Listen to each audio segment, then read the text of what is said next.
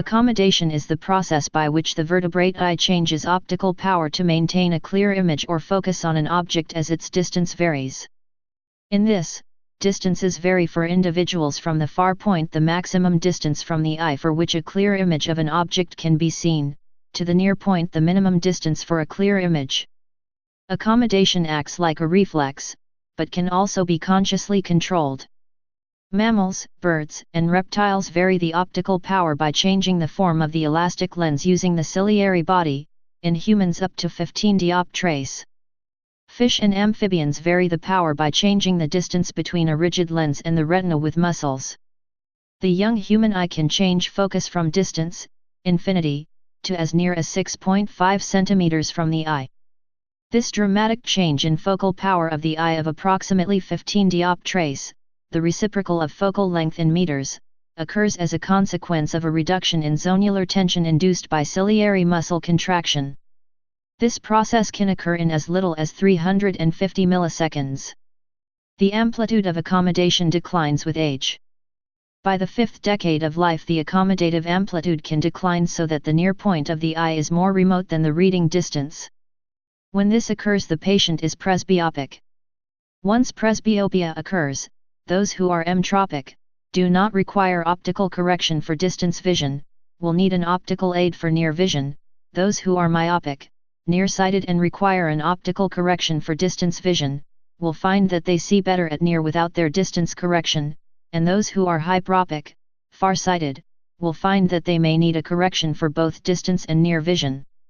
Note that these effects are most noticeable when the pupil is large, i.e. in dim light.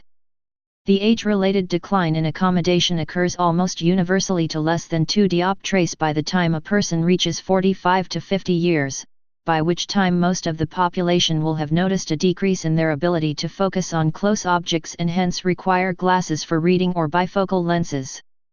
Accommodation decreases to about 1 diopter at the age of 70 years.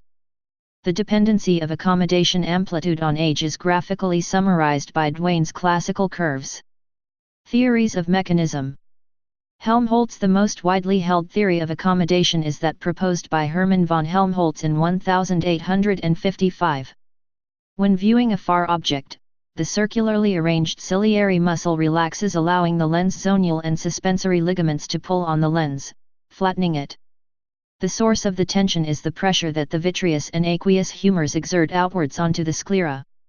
When viewing a near object, the ciliary muscles contract, resisting the outward pressure on the sclera, causing the lens zonule to slacken, which allows the lens to spring back into a thicker, more convex form.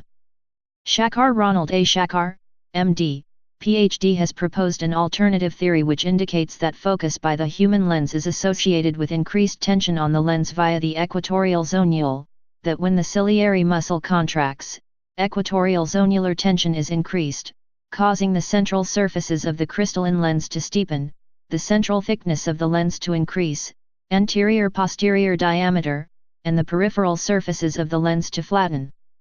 While the tension on equatorial zonule is increased during accommodation, the anterior and posterior zonule are simultaneously relaxing.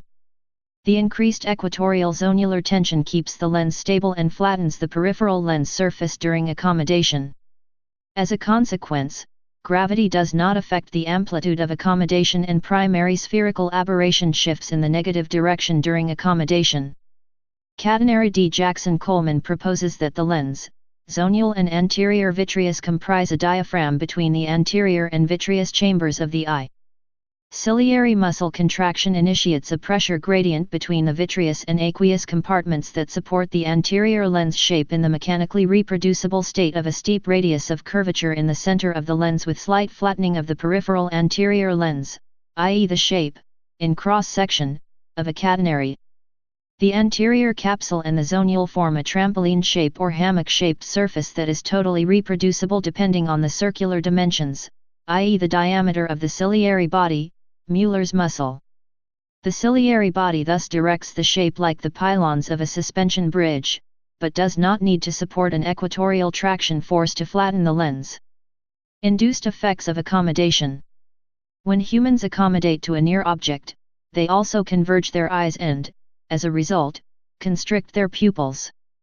However, the constriction of the pupils is not part of the process called lens accommodation.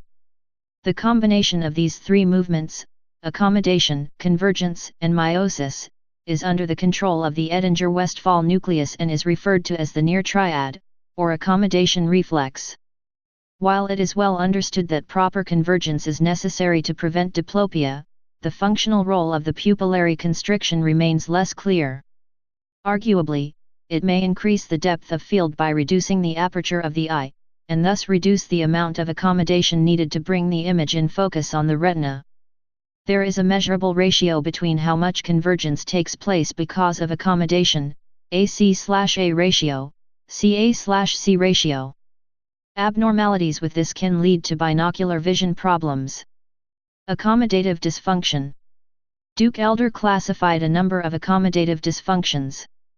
Accommodative insufficiency. Ill-sustained accommodation. Accommodative infacility. Paralysis of accommodation. Spasm of accommodation. Please subscribe and thanks for watching.